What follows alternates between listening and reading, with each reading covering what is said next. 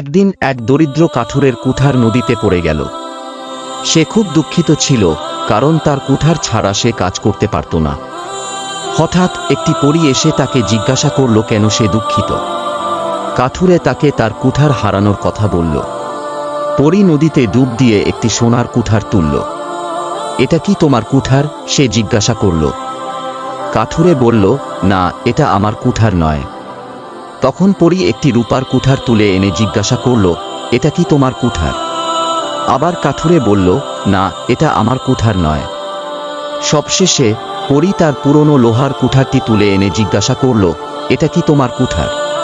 কাঠুরে হাসল এবং বলল, হ্যাঁ, এটি আমার কুঠার।